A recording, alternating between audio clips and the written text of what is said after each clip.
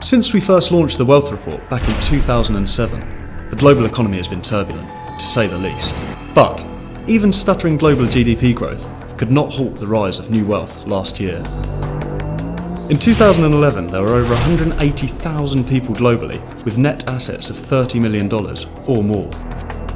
We call them high net worth individuals, or HNWIs. Last year in 2012, this figure rose by 5%.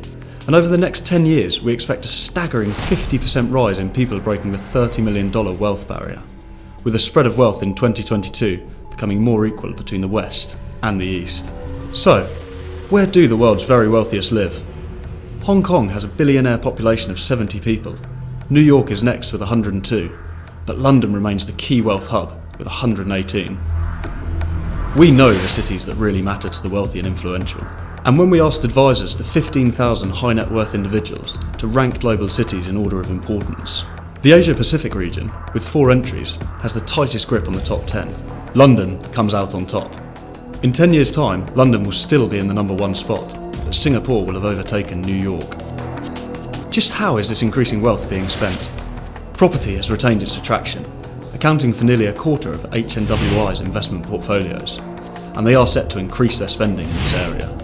Knight Frank's unique index of luxury property prices in 80 key global destinations shows that Asia Pacific performed best overall in the luxury residential sector in 2012, with 5 of the year's top 10 growth markets. Indonesia led, with stellar price performance in both Jakarta and Bali. Aside from property, we have seen an increase in philanthropic spending, combining wealthy investors' charitable activities with business.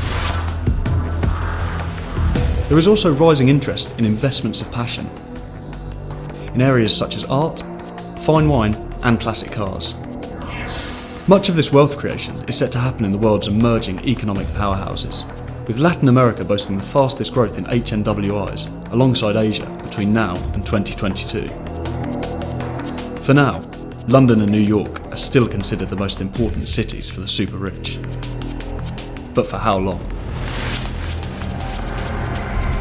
The Wealth Report, the global perspective on prime property and wealth.